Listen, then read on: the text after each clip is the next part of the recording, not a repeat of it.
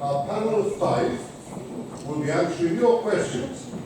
And they are your questions, I promise you. I said if I didn't get any, I don't write them myself, but in fact, there's about 20 different questions. So we probably won't get through them all, but who knows? We have Lorna, who you know already. Lorna goes. We have Bishop John, who's very welcome to join us. Thanks, Bishop.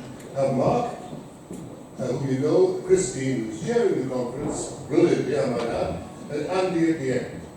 Now, I don't think you know Andy, do you? Some will. Julian will. Because Andy used to work at Catholic, back early on in his career, then the CIIR, which is the Catholic Institute of International Relations. He's been around a bit. He's been director of Friends of the Earth.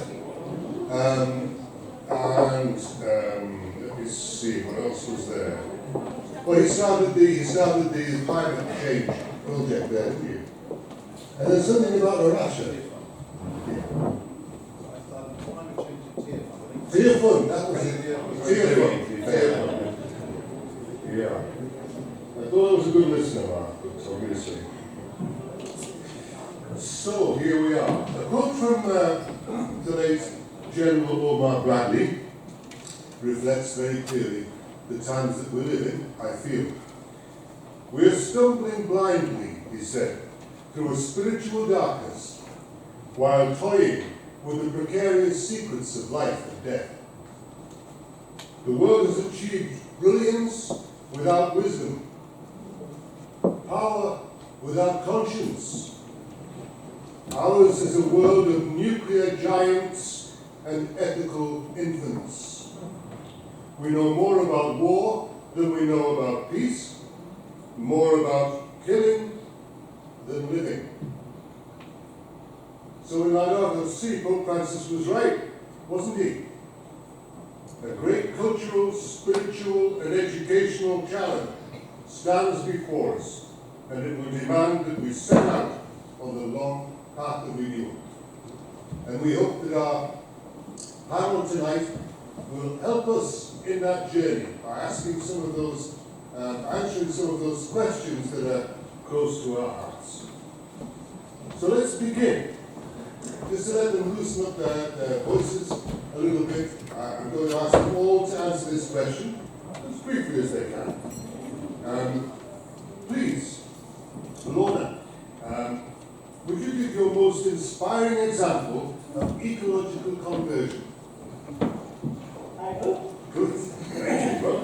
So my story, I've had to think long and hard because I wrote so many amazing stories at this point. But one that came to mind is the Franciscan Sisters of Mary. They're a religious order in a number of different countries, mainly based out of the US.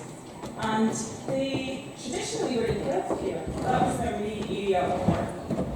And as the congregations got older, they were struggling. And also the healthcare market has changed, you know. It was a different setup. So they did organisational kind of review of not chapter. What's the word of the chapter? But it's for the whole religious order. General congregation. The general. So the process of change. They did a synodal kind of process within the organisation, and they decided to reorientate their entire congregation towards the mission of care for the earth. So they sold off all their investments in healthcare in hospitals, and they've invested their entire investments, but also kept for the congregation just what they need for, in a sense, their pensions to keep the elderly sisters going. And everything else, they are either impact investing in order to promote climate solutions, or giving in philanthropy.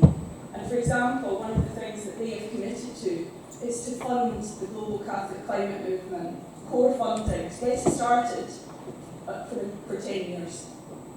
So they're an amazing group of sisters. They're so on the ball, but they have, how they've changed the entire mission since like that was seen. It's incredible. That is. yet it's happening. Thank you. Bishop John, do you think of an inspiring example of ecological conversion? I can. For me, it's the primary schools. I think it was 2019, I wrote a pastoral letter to be read in all the parishes, but we did an additional letter to the senior schools and another one to the primary schools based on the same message of care for the environment. And the response from the primary schools has been excellent. Before the lockdown, when I was visiting schools, I was being lectured by 7-year-olds. And in the question and answer session, I was the one who was asking the questions. It was extraordinary, but I think if we can impart to them the importance of the environment in a positive way, without frightening them, the response is extraordinary. I think maybe a lot of the Salford primary schools have got a good deal of land around them and they're using it, and these all the business about waste, plastics, eco bricks and things like that, quite extraordinary, and the children are really engaged. And when I spoke to one head teacher, having been lectured by a 7-year-old, I said, what's this doing to your curriculum? You spend the whole day, you've been outside. And he said, it's great. They're reading about the environment, they're writing about the environment, they're counting the environment, they see the science behind the environment. The levels of literacy are going up. So I thought this is where we've got a lot of work to do, and it's bearing fruit. Thank you. From the mouths of babes. Mark. Well, the example that's come to my heart really is something that I find extremely deeply moving, and I consider that to be inspiring. And it comes from the early years of ecology and Aldo Leopold, who at the time in the early 20th century was a forester and a hunter of wolves. It was his profession to hunt down wolves and kill them in Arizona. And he described himself as having trigger itch. He just loved to get out and hunt and shoot wolves. And he was out in Arizona with his gun, as he was wont to do. And he came over the ridge and looked down into the river, and he saw on the riverbank a family of wolves. I call them a family of wolves, not a pack of wolves, playing on the riverbank. And he grabbed his gun and he took aim. The wolves immediately clocked in. They started to run. The cubs sprinted off, and there was an old she-wolf, and she held back. And he describes her as putting herself between him and the cubs and taking the impact of the bullet. And he said he got to the old wolf just in time to watch a dying green fire, fierce in her eyes. I knew then, and I've known ever since, that there was something new in those eyes, something known only between her and the mountain. And it had an immense effect on him. He converted from being a hunter and a forester to being a founder of national parks and preservation of wild spaces for the wolves to escape their persecution. So he underwent this incredible conversion in the early 20th century and did an enormous service for the wolf and ecology. And why I'm so deeply moved is because it came out of a sacrificial placement of the old she-wolf. She gave her life for her cubs, and out of that came this incredible change in the perspective of the wolf. And it speaks to me of a Christic sacrifice. Yes, a martyr among wolves. Yeah. Thank you, Mark. Christine, any views? Yeah, thank you. Well, as you know, CAFOD's trying to go through its own ecological conversion in terms of reflecting on our own commitment to reaching net zero with our own building and less travel and all that kind of stuff. But that's not particularly inspiring. I want to share something that inspires us, even though that is not a particular kind of conversion. And it's the work that we've been doing with human rights defenders, particularly in Latin America and both in Latin and Central America. And these are people who are converting us because of their bravery, because of their commitment, and largely women, but not only, who are defending territories of forest, of rivers, and of land, and who are like Mark talked about with the book, who are being sacrificed by, and sacrificing themselves by the violence that they put up with. And there's a story that I talked about, a woman called Victoria in Peru, who'd been through, she faced false imprisonments and accusations, all that kind of typical intimidatory tactics. And one thing that she talked about was the fact that although it's estimated that only 1 in 10 of all human rights defenders in terms of killings are women, the sexual violence and intimidation that women experience often goes underreported. So the sheer bravery of people who are really standing up against the exploitation and abuse is what's converting us rather than it's our conversion. Yes, thank you. Thank you, Christine. And Andy? I'm very fortunate that I see frequently examples of things that really, really inspire me. So it's hard to pick out one specific individual case, but at another level, I think I'm in the middle of a slow conversion, and so are you. And it's the conversion of the churches in this country to realise just how important the environment is. I bumped into my dear old boss earlier, Julian, and reminded him that I was, at a tender young age, was asked to draft the first environmental leaflet that CAFOD was going to produce about 30 years ago. I think Julian took some flack, actually, that CAFOD was working on the environment. What are you doing working on the environment? You're a development agency. You should be concerned with the poor. And unfortunately, Julian told people where to go in his own style.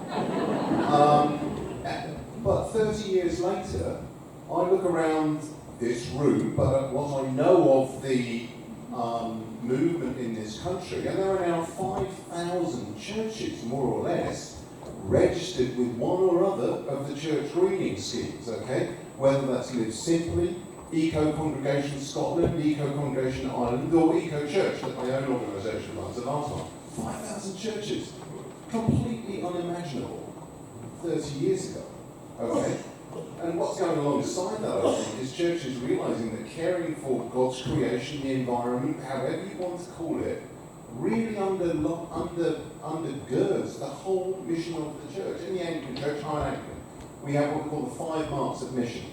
And caring for creation was an add-on, absolutely was an add-on. It was a 5th mission, 5, not surprisingly, it was an add-on in 1984, now 30, whatever that is, years ago.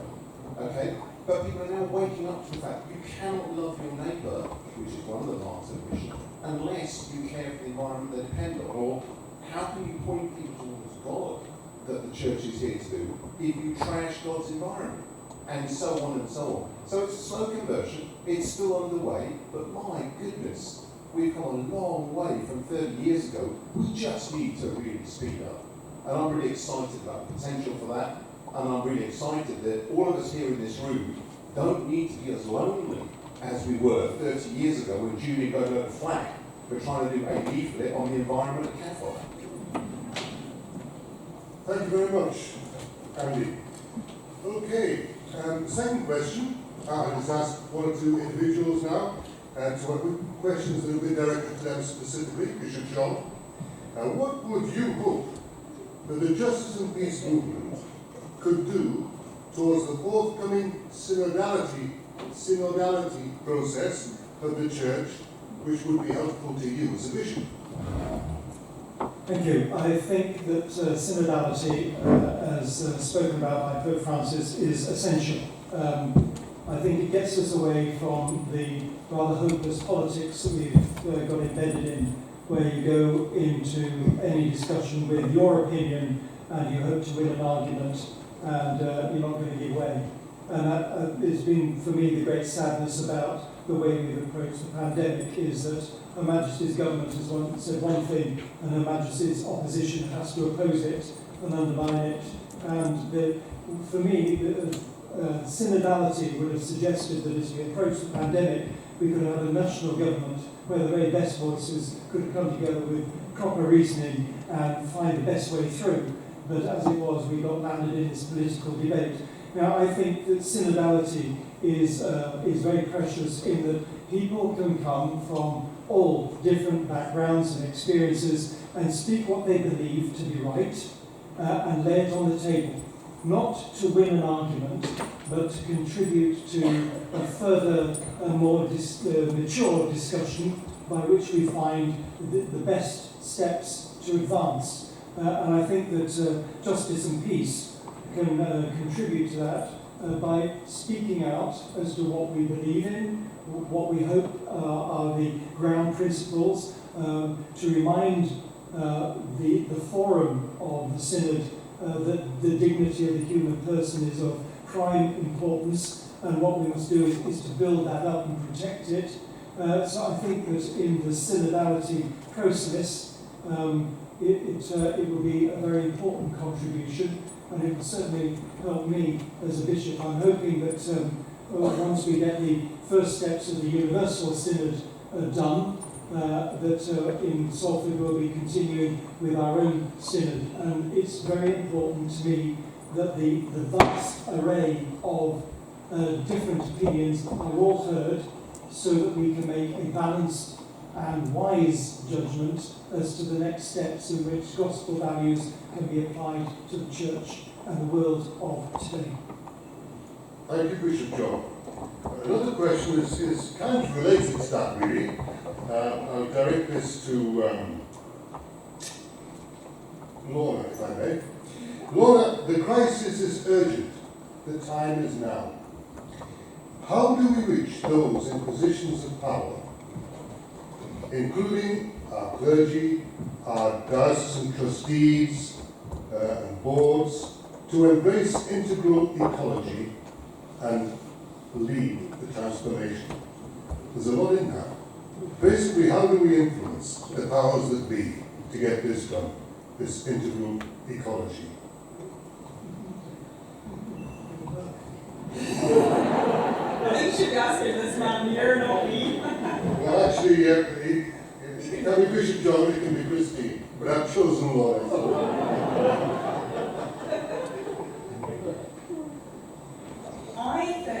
I think the urgency of the challenge is really challenging. That's just an oxymoron. But anyway, it is challenging because our institutions as church move slowly. And finding that balance between moving slowly and moving quickly is not easy. I mean, one thing I've learned in my experience, mainly working with the Irish bishops, and I say working with the bishops, I don't say campaigning to pressurise the bishops, because certainly in Ireland that approach doesn't work. It just doesn't work. I mean, you might as well just, I don't know, it's about recognising that we're all brothers and sisters, and that in a sense with Laudato Si in your hands and Fratelli Tutti, approaching and, let's say, bringing the attention of the bishops, of the clergy, to these important aspects of our faith.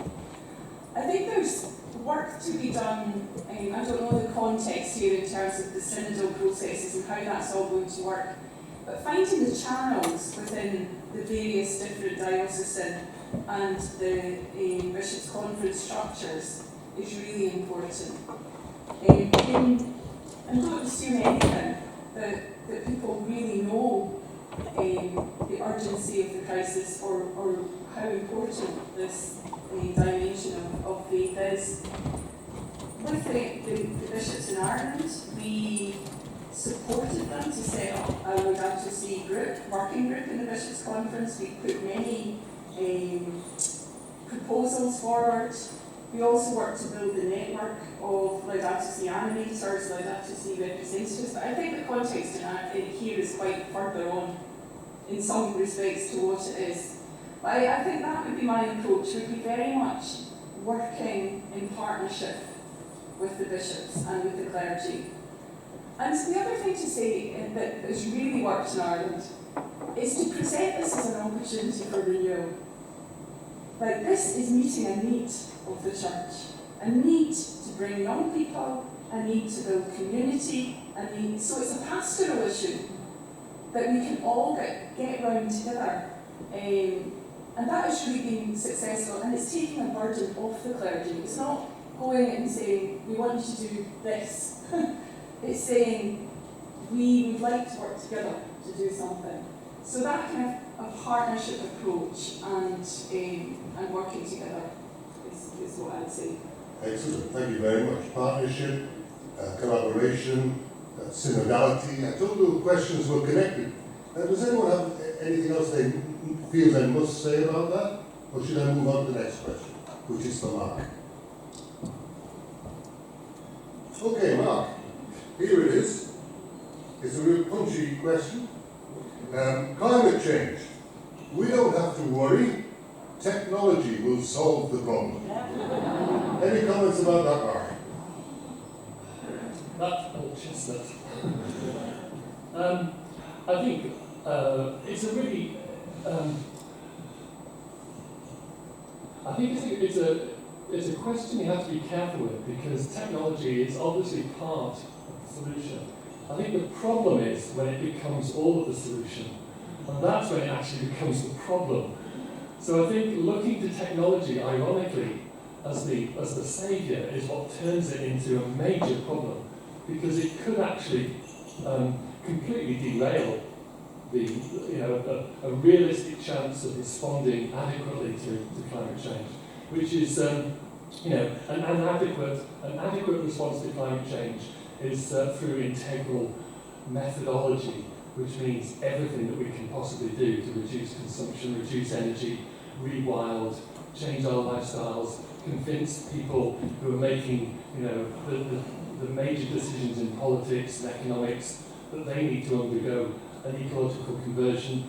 That integral actually for the church becomes a new word for the holy. That's how I regard integral now. That it has that status about it. That an ecological conversion is about becoming an integral human. So with that, the weight of that, the suggestion that technology is the solution becomes completely implausible. And I'll just say one more thing about that actually, is that through the use of, looking to technology as the fix and the get out of this problem, this crisis, is actually deeply heretical. It's deeply offensive actually to suggest that machines can save us, whereas the human heart and the human spirit and the human soul and our family relationships with the whole of creation. And that's, in a way, we shouldn't be on the back foot with technology. We should be actually be very, very forward in saying, no, technology is really a minor part of the problem. And I'll just say one more thing about technology, is I'm pretty convinced that technology is being used as a way of avoiding the systemic changes that need to take place very, very quickly. That it's acting as a real problem, actually. We need to watch that at COP26. Thank you for that very important insight, Mark. Now, the next one is for Bishop John and for Christine. And it's this. Pope Francis is coming to Glasgow.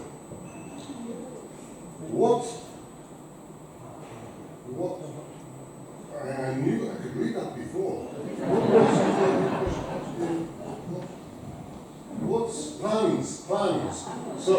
What plans do the UK bishops and CAFOD have to make the most of his presence, the Pope's presence, to get the commitments and actions we need at COP26? Christine, would you like to kick off with this, please? Thanks, Paul. Yeah. So yes, we hope Pope Francis is coming. I think so. We're working with our colleagues in Tropa, SCIAF, to try and make sure that we're connected, but also we're working more broadly with GCCM and other faiths to make sure that faith leaders are playing a wider activity. Obviously there's a limit to what plans we can make, around Pope Francis and what Pope Francis himself wants to do. So there's a question mark for us on that. So when we know a little bit more about the itinerary, then we can actually reflect on what the possibilities are.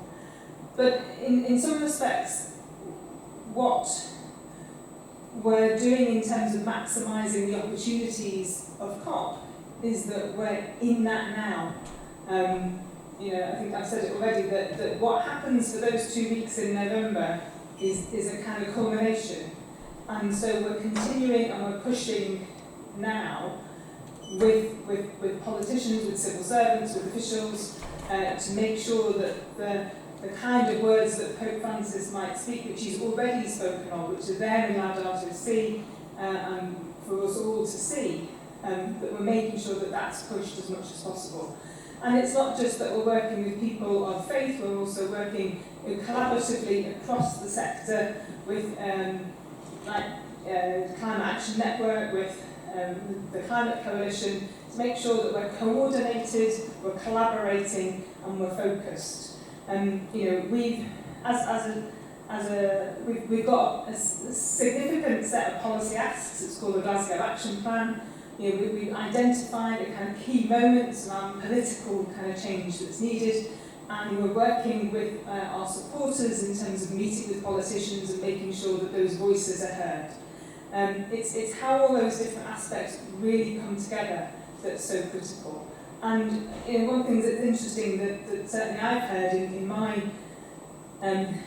various meetings, the next few months are going to be even busier for me, but the engagement that we've got with the strategy, with the COP strategy unit and with the presidency team, is very open and is very engaging, but they know where we're coming from, really clear in terms of what we're pushing for. And it is a challenge in terms of what we can get. This is a deeply political process, and what the UK government hasn't done is it hasn't invested anywhere near the time that the French government did. Paris was 2 years in the making. We've got 100 days, and there isn't the same level of whole government approach. You've got what the PM wants out of it, which in my view is a bit of a, don't quote me on this, but a bit of a PR, jamboree. And actually you have got Alex Sharma, who's genuinely quite serious and quite frustrated. So, there is a real, it's really unified. And that's part of the challenge that we've got to keep our voices going. And it is very much about us echoing, and Pope Francis supports, it's a mutual kind of reinforcement. We're speaking what Pope Francis says, Pope Francis is reinforcing and emphasising what you're saying. And for us as CAFOD, the most important thing, of course, is that it isn't our voice at all. We speak, we amplify the voices of those around the world, climate vulnerable countries, people who are in poverty in climate vulnerable situations, the people who are paying the price, who have been paying the price for years and years. This is a matter of climate justice, and their voices need to be heard. And we join their voices, we do not drown them out. Thank you very much, Christine. Sorry to interrupt there. Just when you said don't quote me on this, I think it's been recorded, isn't it? Yeah. So there you go, your award. Thank you. Yeah. Bishop John, have you any more to add to that? As far as I understand it, it's now on the website of the Bishops' Conference Scotland that Pope Francis will be at COP, but probably only quite briefly. I think that his presence is going to be very valuable indeed, and I think he's recognised throughout the world as being a voice for the environment and for tackling climate change. So the very fact that he will be there will be very important, even if it's for a short time.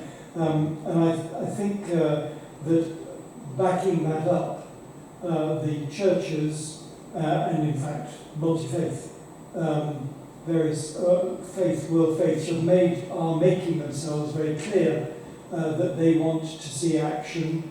I've been in a couple of Zooms with Alex Sharma, and I think he's well aware of the intensity that is felt by religious groups, that this is a time for action. but whether that actually speaks loudly enough to the politicians who are there, we'll have to wait and see. Thank you very much. And thanks for being in the position that you've been put in with regard to the environment and COP26 and all of this, and leading so powerfully on that. You know, we're behind you on that. Still on the topic of COP26, Andy, you're an awful long way away, because that doesn't let you off here. Yeah, here we go. You've suggested, Andy, in a tabloid article, that the UK government lacks credibility on climate and on aid. How do you think it can restore its credibility in the lead up to COP26? Any thoughts on that?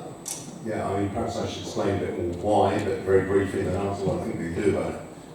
I've been monitoring climate negotiations for 20 years. There have been a number of road crashes in international negotiations, but I've never, ever, ever seen a government cut its own aid budget just before it needs to lead the rest of the world in agreeing a massive increase in aid for climate. It sounds like lunacy to me. The second thing it's done is just when the World Bank even, and the IMF, and the International Energy Agency, and the IPCC is saying we do not need any more fossil fuel, is open the door to more fossil fuel exploration in Britain. Absolutely insane. And yet they want to have credibility with the rest of the world in telling them they've got to put up money, in telling them they've got to stop their fossil fuel exploration. Nobody is going to listen. And why should they? So what they need to do is admit they're wrong very quickly, or they will face disaster in 100 days' time. They need to find the money, and not from the aid budget. They need to stick to what was agreed many, many years ago at a previous COP, that climate finance would not come from the aid budget. They've cut the aid budget and they've taken their climate finance from what's left. The very reverse of what was meant to happen. They need to say now, we will have no more fossil fuel exploration in this country. Yes, we will have to help the workers, the families, the industries in Britain that are currently dependent on fossil fuel. That's a fair transition. They will need help. It's not their fault. But we cannot have any more exploration. They need to say those things very, very quickly, or there will be a road crash in November. Thank you, Andy. Very straightforward answer. Well received. Right, I think the next question is, again, reading. This is for any or all. So just chip in to this, if and when you feel you have something to say. Some dioceses who've not committed to divest from fossil fuels said that they can make a bigger impact by participating in shareholder action. What does the panel think could be the most appropriate way to demonstrate the Church's commitment to our home and to win hearts and minds? Does that make sense? Do you want me to read that again, or you want me to read it again? Okay. So who feels like going first? Go on, Lorna. So is this in terms of investments? Yes, it's a diocese will have a policy what to invest in, what to disinvest in. There's a movement to say that, Just clarify. I mean, this is a bit of an old chestnut as well in terms of what can you realistically hope to change the policies of fossil fuel companies through a process of active shareholder engagement? I think the answer, frankly, is no. And for a number of reasons. I mean, I think that there is such a strong moral case at this point for getting out of fossil fuels, and a financial case. You frankly would have to be quite mad, irrational, to continue to invest substantially in fossil fuels. There's so many risks associated with it at this point in terms of the assets being stranded, in terms of reputational damage. I mean, they are the single most damaging sector to our common home. And there are many alternatives available. So continue to invest in companies that are saying that they are going to breach the Paris Agreement, that they are incapable of changing to meet the 1.5 degree temperature rise. It's so, and when the Pope has actually said to the fossil fuel CEOs themselves, sitting in a room, keep the oil in the ground. Amazing that the Pope said that when he met them. I just wonder how this kind of process of engagement can still be taken seriously. I think that if these were companies that were serious about change and about meeting the Paris Agreement, that there could be some reason, but none of them are meeting those targets. And there are many of the oil companies, or fossil fuel companies, that are what we would call bad actors. So they have actively, over decades, sold misinformation, lobbied governments to delay, and every delay, you know the phrase, justice delayed is justice denied. It's never been truer when it comes to climate change. So that justice delayed is denying future generations of justice, denying the poor of justice. So you can tell I feel quite passionate about this. How do you get them to divest? And I think that would be one of the most powerful statements that all the religions, particularly the Catholic Church, could make in the UK. James showed us a statistic today that said that 4 out of the 22 dioceses in Catholic dioceses had divested in England and Wales. And most of the other Christian churches have now divested. I think it would be, I just hope that process can be underway. There's another global divestment announcement for the Catholic Church on the 25th of October, just before the COP. Wouldn't it be wonderful if many of the dioceses, the church as a whole, could join that call? Because it sends a signal, and it sends a statement that there's no ambiguity here. We need to move on. The era of fossil fuels is over. We need to move on to something new.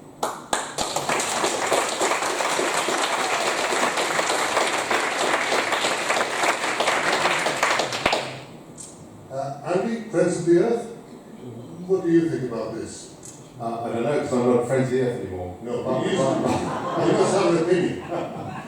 So I know what Friends of the Earth would have said, and I'd agree with it. Okay. Yes, but now I'm heading a Christian organisation. I have more right to speak on these issues perhaps than I did when I was at Friends of the Earth.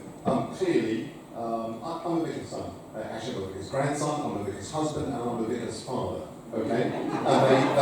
They all have pensions. So on one hand, we have to understand that the denominations have a legitimate duty to provide for their vicars, their ministers, their priests, their retired priests, and so on. There's reasons why they have money, and they need to steward it well. However, I would agree that for a whole range of reasons, both moral and simply financial, the stranded asset issue. I mean, you know the statistics. We've got enough oil and coal already on the books of the oil and gas companies to fry the world 5 times over. They will not be able to sell it. They cannot possibly sell it, or we're all going to fry. So we've got a choice: either stop investing in it, or we're going to fry ourselves. That's the choice. It's binary. So I understand the need of the churches to curate that money and to get a good return on that investment, but they just have to find another way of doing it. Mark Carney has warned them about hasn't he? Yeah, so it's not just sort of, red lefties and greenies and tinkos and so on. You've got the former head of the World Bank and the former head of the Bank of England and all sorts who are not known for their radicalism going, get your money out of fossil fuel fast. There's something in that. Yeah. Lorna, you look as if you had something else to say. I just wanted to say one thing,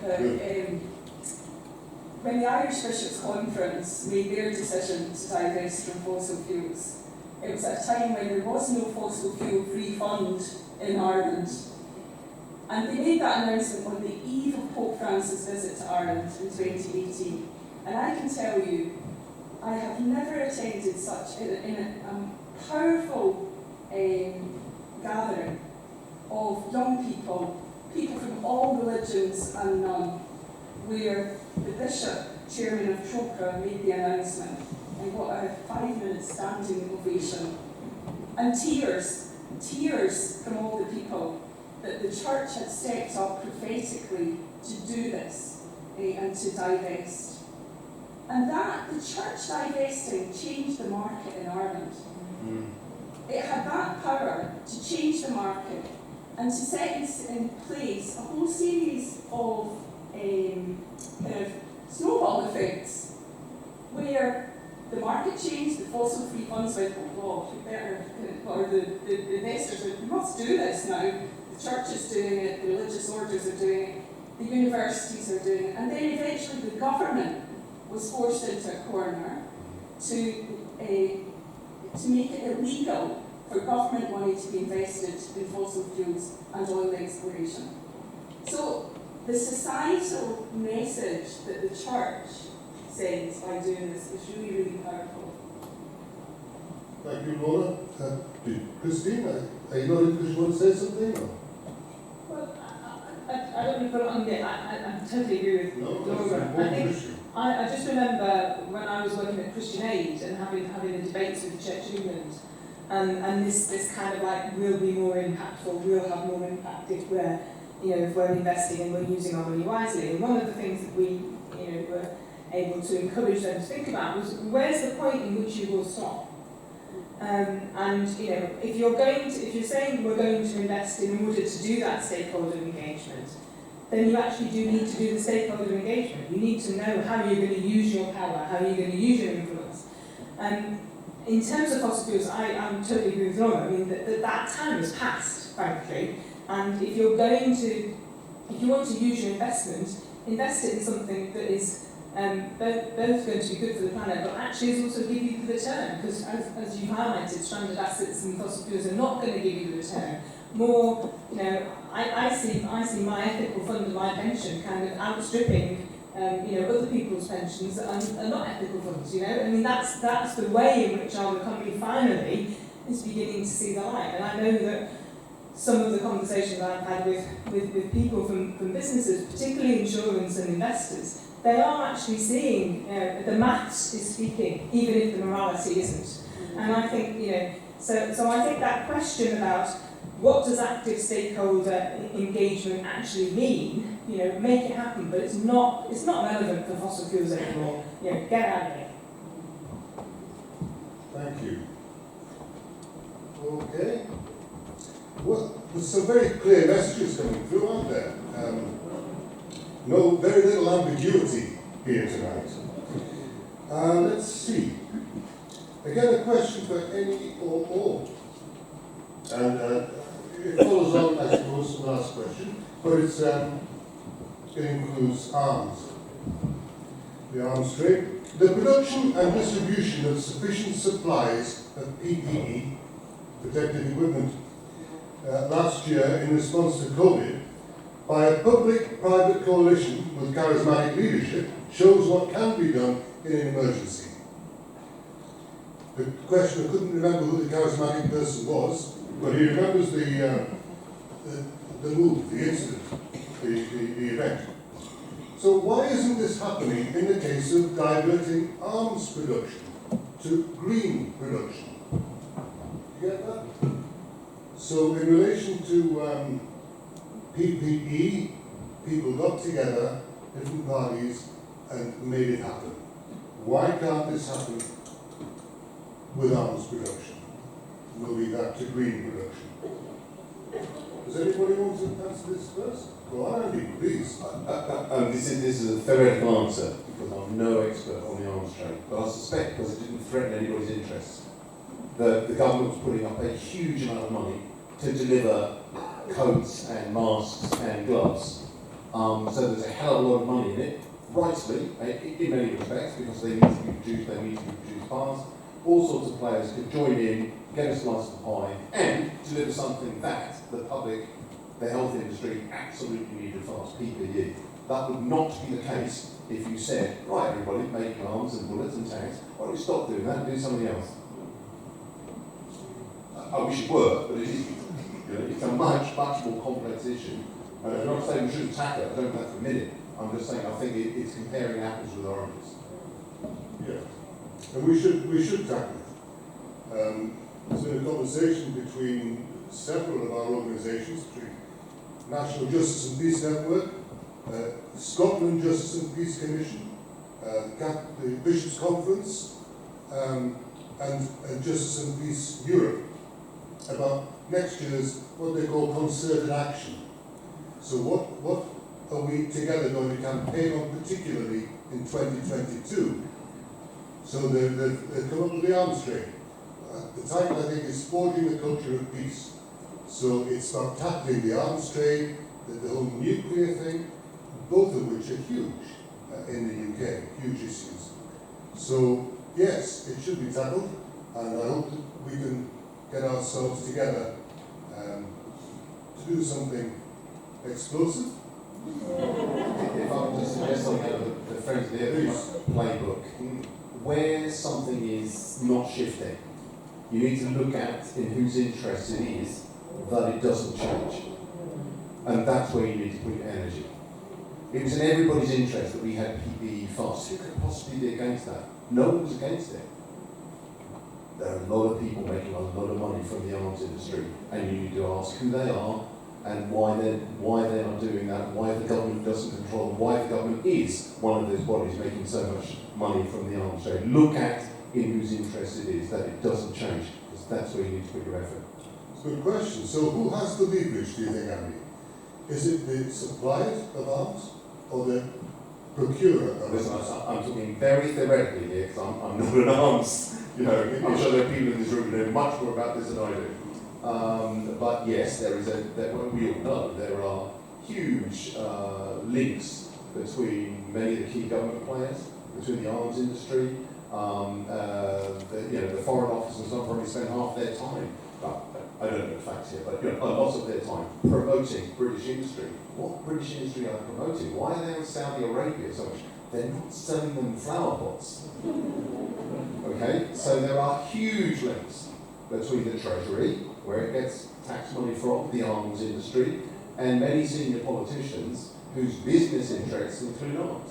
Now, they've got a right to have business interests and so on. I'm only saying that there are very powerful links between the arms industry and the nuclear industry as well, incidentally, which is part of it. Thank you. Anybody else have any comment on that question? Thank you, Mark. Yes, Mark. I think that the arms trade is a huge shadow cast over this nation, because what I hear a lot of is the pride that is expressed by our leaders in our arms trade, and that we have, we are a fighting nation, and it's celebrated and trumpeted. There's still a great pride in our imperial history and our empire, and the arms trade is integral to that. Really, I think a damning history that needs to be expressed and made part of our national psyche, that we need to overcome this pride in our projection of power around the world through this incredible kind of technological genius that we have through whether it's fighter planes or ballistic missile defense systems. It's every time I hear these systems celebrated as an example of the British innovative spirit, it just makes me shudder. Thank you, Wilson.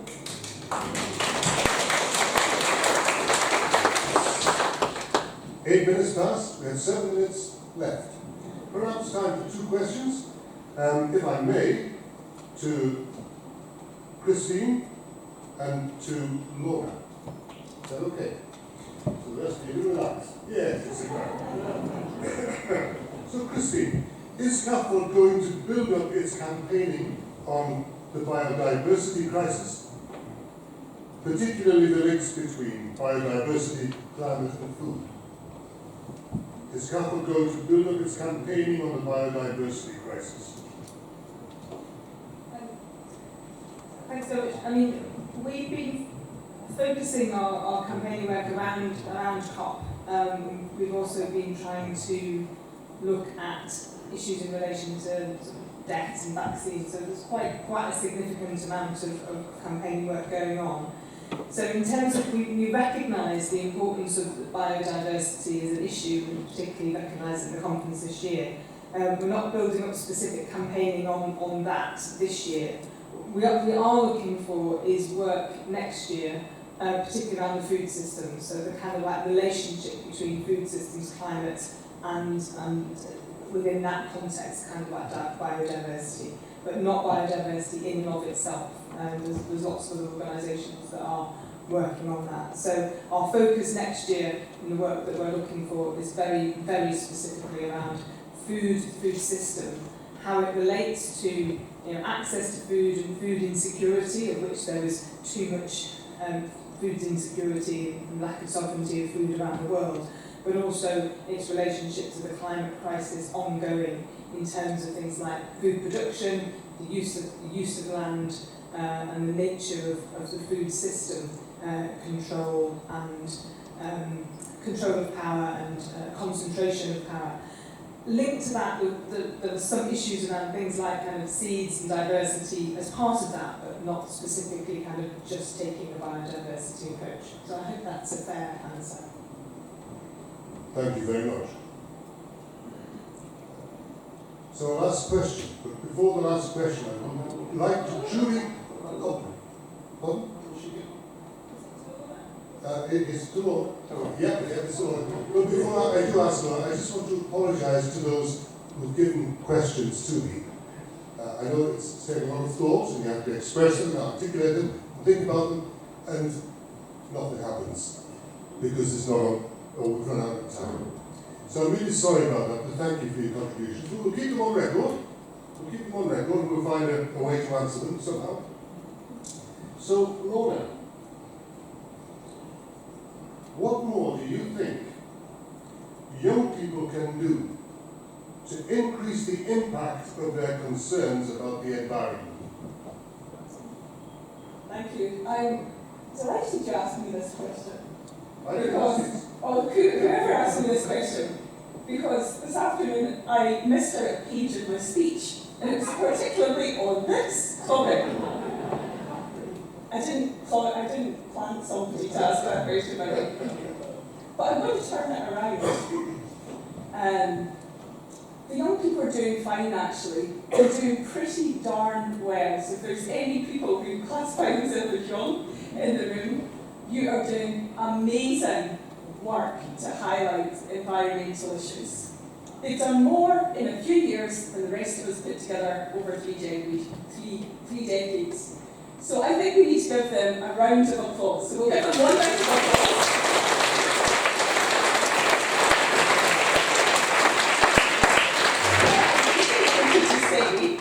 Is that what can we do? That's how I frame this question. What can we old folks do to amplify the voices of the young people?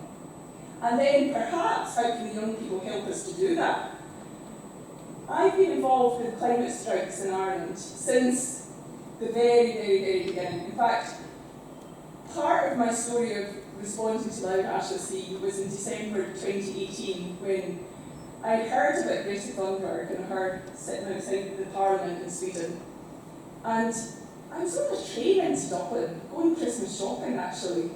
And a tweet popped up from this Greta girl. And she was like, calling on us to join her in a climate strike. And something came over me, madness actually. And I went, do you know what I'm going to do? I'm going to stand outside the Irish Parliament with a placard in the pouring rain. And I did it. I actually thought I was quite mad, because it's a bit of a mad thing to do in the middle of December on your own. I sent a few texts out to some friends saying, I'm going to do this mad thing, would you come? And a few of them said, we'll come long to, but I was there for 5 minutes, or don't know how long, on my own. I went into Eason's, like R.W. Smith's, bought my placard, and it said, I stand with Greta, I stand for my children, for all future generations. And I was there. It was funny because I was there as a mum, just purely as a mum, and I was there to show solidarity with Greta. Simply, not in a kind of razzmatazz way, I really just wanted to take a picture and tweet her and say, do you know, there's older people who really care about it. You're not on your own. Seriously, you're not abandoned. Like, because you could feel a sense of abandonment of that generation. Anyway, one thing and another, that whole protest then grew, but the Irish climate strikes always had an intergenerational dimension because they started with the older generation. And so many, over the months that followed, so many grandparents, advocacy animators, priests, nuns, were there every single Friday outside the Irish Parliament. And I mean, it was a very powerful experience, and many of them are still there. Unfortunately, after the pandemic, I haven't been able to go and join them. And then we started doing it in our local town square in Maynooth as well, and formed a group called Maynooth Climate Action. So what I'd say, really, is that we, as older generations, need to ensure that the younger generations feel we have their backs. Absolutely. How is it possible that they feel abandoned and that they have to skip school to do this? When we, especially who are retired, or feel that, and it's peaceful, it can be an extremely peaceful way to make a point, and it's not just obviously about standing outside Parliament, it's being there, 100%, as I said this afternoon, us showing up for the future generations. Lovely. Thank you very much, Lorna.